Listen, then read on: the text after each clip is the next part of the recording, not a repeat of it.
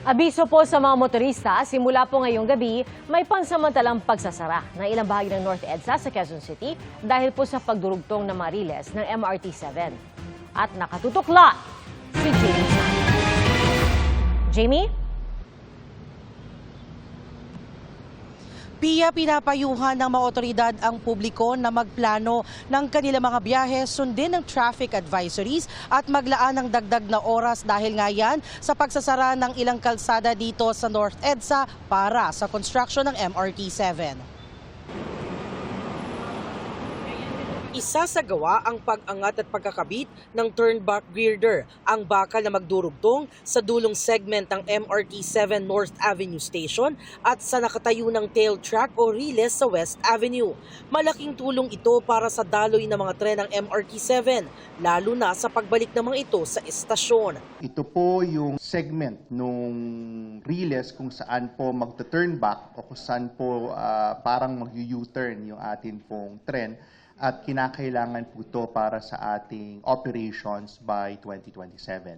Ang turn-back girder launching ay isasagawa ng DOTR at SMC Mass Transit 7 Incorporated.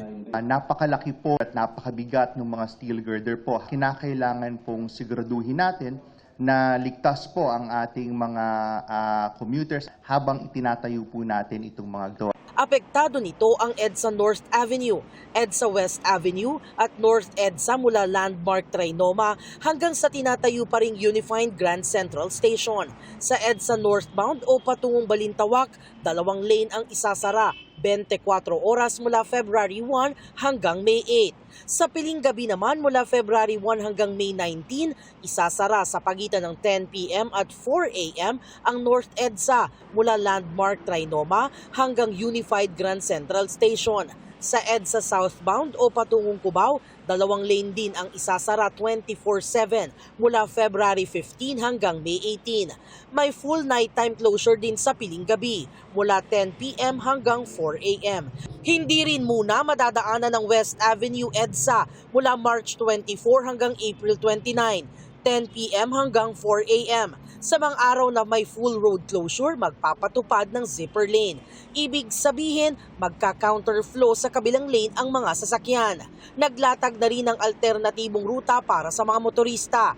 Nakaantabay at magtutulungan ang mga traffic enforcer ng QCLGU, MMDA at DOTR contractors para sa maayos na daloy ng trapiko.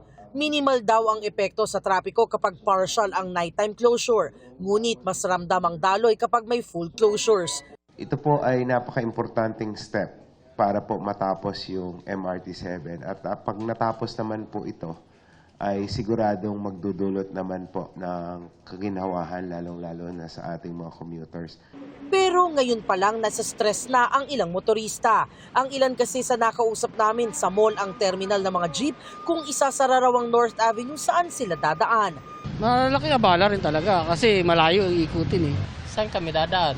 Paano iikot? Niikot pa ng EDSA. Ay kung mahuli naman kami doon. Matapos ang girder launching activities, magbabalik sa normal ang northbound lane sa May 8 at ang southbound lane sa May 18.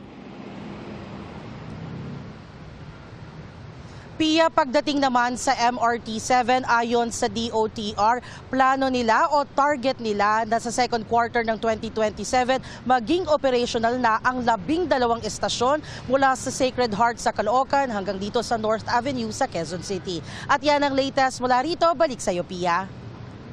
Maraming salamat, Jamie Santos.